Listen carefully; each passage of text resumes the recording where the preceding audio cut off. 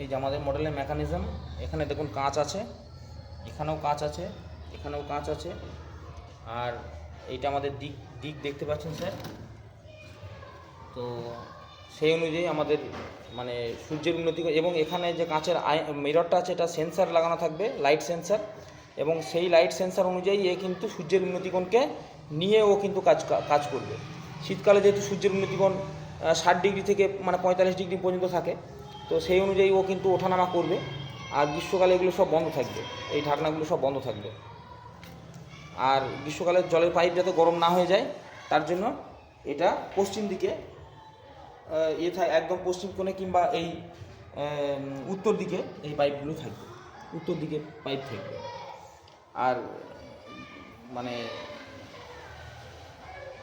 গ্রীষ্মকালে ওইটা বললাম। আর শীতকালে স্যার এই দেখুন এখানে জলের পাইপ আছে। এইটা দেখানো হয়নি, মানে শীতকালেরটা মানে মানে গ্রীষ্মকালে এখানে পাইপ থাকবে সেটা দেখানো হয়নি। এটা একটা ওঠার দেখানো হয়েছে, আর এটা মানে স্যার জলটা যেটা ছড়িয়ে দেবে সারা বাড়িতে সেটা দেখানো হয়েছে স্যার।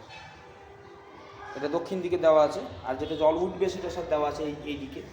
আর একটা পাইপ দেওয়া যেতে পারে যেটা উত্তর দিকে থাকবে, সেটা আর কি কোনো লাইটের সংস্পর্শে থাকবে না, সেটা গ্রীষ্মকালে কাজে লাগবে।